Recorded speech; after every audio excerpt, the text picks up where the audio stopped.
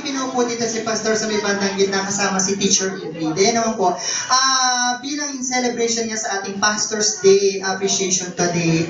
Kaya talaga naman kung hindi talaga naman sasang-ayon pa kayo na talagang hindi matatawaran ang hirap at pagod ni Pastor na binibigay niya para sa ating lahat.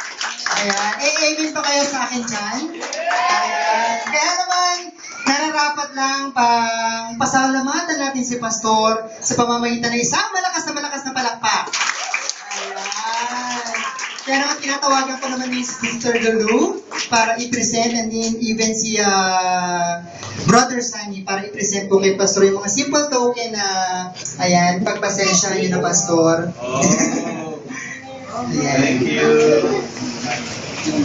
Thank you. Yung nasa kulay blue, pwede na niyang buksan, di ba? Ano? Yung nasa kulay blue, no? Yun ang may medyo talagang special, di ba? Sige po. Kasi dugo at pawis po yan. Ayan. Isa pong dinikit yung buhok niya.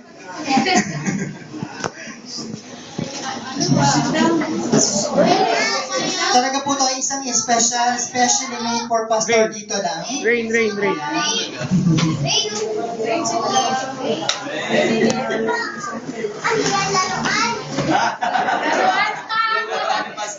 Laruan ni Pastor yan. Yan po ay water gun. Ayan. O, diba? Ayan po.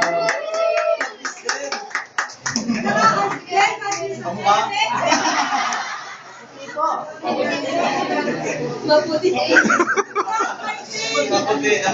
At hindi rin po dyan nagtatapos ang lahat. Ayan, medyo uusod lang ulit kay Pastor dito para makita nyo naman yung isang video presentation. Ayan, na talagang pinaghirapan din po na i-prepare.